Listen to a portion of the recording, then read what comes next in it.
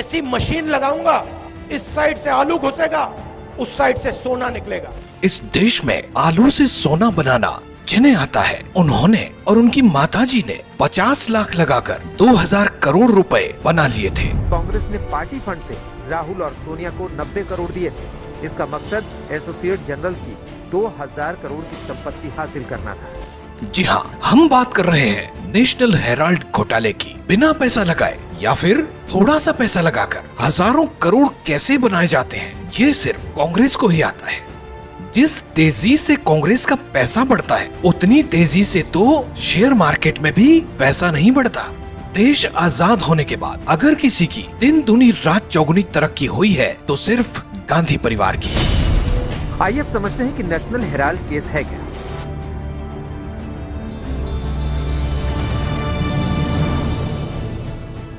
जिस national Herald घोटाले की हम बात कर रहे हैं, वो नेशनल हेराल्ड एक समाचार पत्र था जो आजादी के पहले का अखबार है।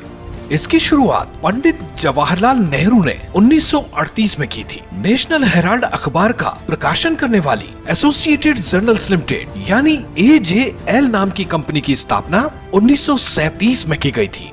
किसी एक व्यक्ति के नाम पर नहीं थी। इसमें 5000 स्वतंत्रता सेनानी शेयर होल्डर्स थे। पहले ये अखबार स्वतंत्रता सेनानियों और भारत के हित में खबरें लिखता था। समय बीतता गया और ये अखबार कांग्रेस का मुखपत्र बन गया। बहादुर शाह जफर मार्ग पर यही है हेराल्ड हाउस, वो हेराल्ड हाउस जिसका मालिकाना हक पहले AJL कंपनी के पास था, जो अब यंग इंडियन को दे दिया गया।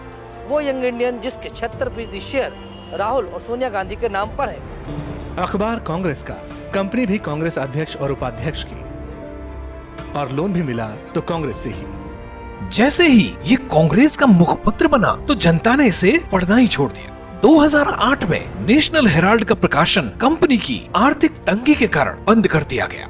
जब AJL आर्थिक तंगी के दौर से गुजर रही थी, तब उसने कांग्रेस से समय समय पर 90 करोड़ रुपए उधार लिए थे। अब आप सोचेंगे कि किसी को उधार देना कोई अपराध तो है नहीं, लेकिन यहीं से इस पूरे प्रकरण में भ्रष्टाचार की नींव रखी गई थी। क्या गांधी परिवार और उनके खास लोगों ने नेशनल हेराल्ड अखबार की आड़ में 2000 करोड़ से ज्यादा की प्रॉपर्टी हड़पी? लेकिन इस केस के कई ऐसे पहलू भी हैं जिन पर पर्दा पड़ा हुआ है, उसके बारे में लोगों को शायद नहीं मालूम। इस केस की कुछ ऐसी परतों का आज हम आपके सामने खुलासा करने जा रहे हैं।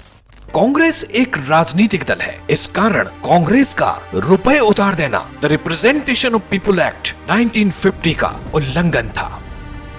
लेकिन असली खेल तब शुरू हुआ जब एक तरफ 2010 में AJL ने घोषणा कर दी कि वो कर्ज नहीं चुका सकती, वहीं दूसरी तरफ 2010 में एक नई कंपनी यंग इंडिया लिमिटेड यानी YIL को शुरू किया गया, जिसके डायरेक्टर थे राहुल गांधी। इस कंपनी में 38% शेयर राहुल गांधी के पास, 38% शेयर उनकी मम्मी सोनिया गांधी के पास और बाकी के 24% शेयर कांग्रेस नेता मोतीलाल वोरा, ऑस्कर फर्नांडीज, पत्रकार सुमन दुबे और कांग्रेस नेता सैम पित्रोदा के पास थे। यंग इंडिया ने AJL के साथ एक डील की, जिसमें तय हुआ कि 50 लाख रुपए AJL को दिए जाएंगे और 90 करोड़ रुपए के कर्ज की देनदारी का जिम्मा यंग इंडिया का होगा। लेकिन उसके बदले AJL को अपने सारे शेयर यंग इंडिया को ट्रांसफर करने पड़ेंगे, और ऐसा हुआ भी। सारे शेयर यंग इंडिया को दे दिए गए।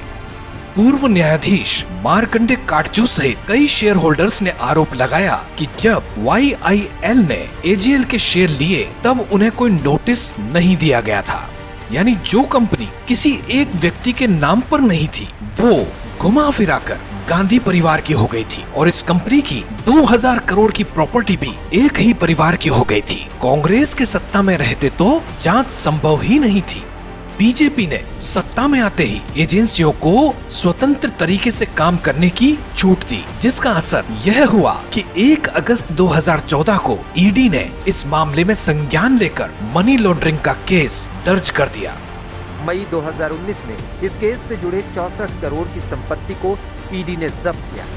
सरकार ने हेराल्ड हाउस के स्थायी पट्टे को समाप्त कर दिया और AJL को हेराल्ड परिसर से बेदखल कर दिया। यंग इंडिया के ऑफिस को सील कर दिया गया। इसके अलावा पूछताछ के लिए सोनिया राहुल को बुलाया गया अपने परिवार को बचाने के लिए। राहुल सोनिया ने पूरी कांग्रेस को प्रदर्शन के लिए लगा दिया, जिससे पूछताछ न की जा सके। अगर भ्रष्टाचार नहीं किया है तो शक्ति प्रदर्शन के जरिए कार्रवाई को प्रभावित करने की कोशिश आखिर क्यों की जा रही है? आखिर कांग्रेस हेराल्ड मामले में राहुल गांधी और सोनिया गांधी को पीड़ित के तौर पर पेश क्यों कर रही है? आखिरकार एक कानूनी मामले को राजनीतिक रंग क्यों दिया जा रहा है? नेहरू परिवार जांच से बचने के लिए चाहे कितने हथकंडे अपना ले, लेकिन कार्रवाई होकर रहेगी और उन स्वतंत्रता सेनानियों को इंसाफ भी मिलकर रहेगा जिनके साथ कांग्रेस ने विश्वासघात किया है।